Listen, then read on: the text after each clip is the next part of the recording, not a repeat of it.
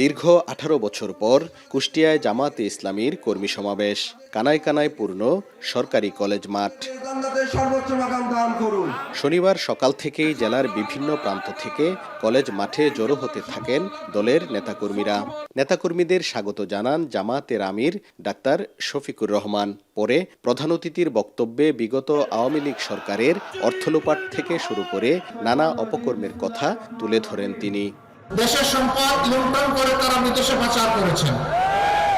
শুধু তাদের এই গত 15.5 বছরের আমলে যার হিসাব বের হয়ে এসেছে 26 লক্ষ কোটি টাকা, যা বাংলাদেশের বার্ষিক বাজেটের প্রায় 5 গুণ। তিনি আরও বলেন, জামাতে ইসলামী সরকার গঠন করলে সমৃদ্ধ অতীত ফিরিয়ে আনা হবে।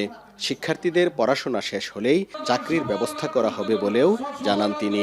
আর আমরা আমাদের ছাত্র সমাজকে কথা দিচ্ছি, এমন শিক্ষা তোমাদের হাতে ইনশাল্লাহ তুলে দেওয়া হবে যে তোমরা একটা বেহুদা কাগজের টুকরা সার্টিফিকেট নিয়ে এই দুয়ারে ওই দুয়ারে আর দৌড়াদৌড়ি করা তোমাদের লাগবে না। তোমাদের শিক্ষার পাঠ চুকিয়ে আসার সাথে সাথে কাগজের টুকরা আর তোমাদের ন্যায্য পাওনা, তোমাদের চাকরি বা কাজ তোমাদের হাতে উঠে যাবে ইনশাআল্লাহ।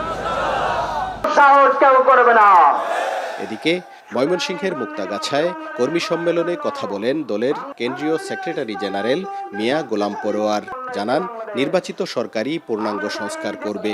৬-৭ মাসের মধ্যে ন্যূনতম সংস্কার করে নির্বাচন দেয়া সম্ভব। নির্বাচন বিলম্ব হলে ভারতের চক্রান্ত আরও বাড়বে বলেও মন্তব্য করেন তিনি। Election commission, police administration, civil administration, judiciary, constitution এরকম নির্বাচনের সাথে ইনভলভ ৫-৭টা অর্গানকে সংস্কার করে ৬-৭ মাসের মধ্যে সংস্কারের কাজ সম্পন্ন করা সম্ভব। কিছু লোক এখনই নির্বাচনের জন্য মরিয়া মন্তব্য করে তিনি বলেন, ধৈর্য ধরুন। অন্তর্বর্তী সরকার ব্যর্থ হলে জাতির সামনে মহা দুর্যোগ নেমে আসবে বলেও সতর্ক করেন তিনি।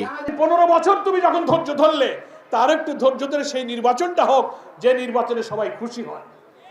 ফলে এত তাড়াহুড়োর মধ্যে আমরা কিন্তু কোনো সৎ উদ্দেশ্য দেখি না।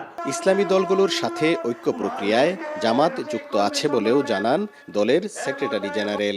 বিচারকে ব্যাহত করা যাবে না। হারুনুর রশিদ, এখন, ময়মনসিংহ।